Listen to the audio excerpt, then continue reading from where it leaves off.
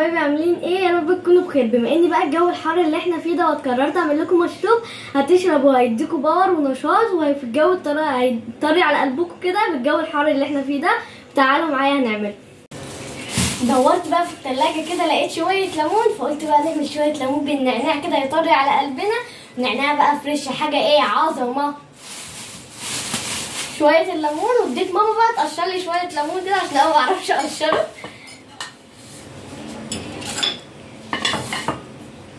هنقسم الليمون علشان يتضرب في الخلاط. شوية ليمون بقى في الحر اللي احنا فيه دوت هيخلونا بصوا ويدوكي نشاط وحيوية والفيتامينات.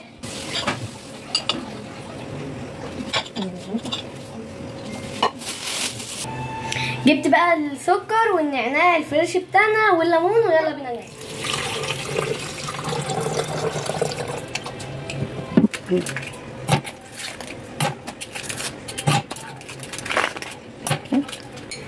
بعد ما حطيت التلج والميه هنزل بالليمون. بسم الله ننزل بكل المقادير بتاعتنا.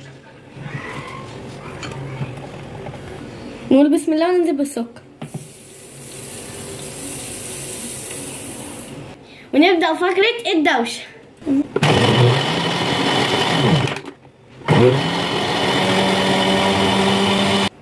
وضربته ضربة كده وهننزل بالنعناع.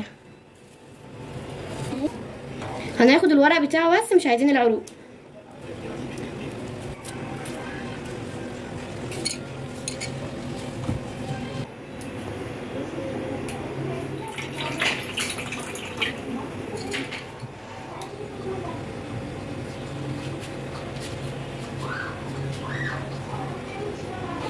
الشليمة حاساها كبيرة اوي.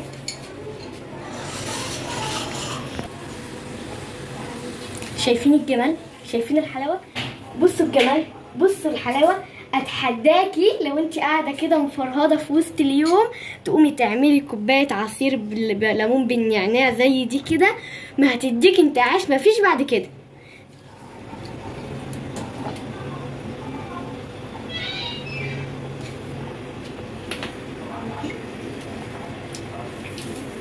جميلة جميلة جميلة جميلة.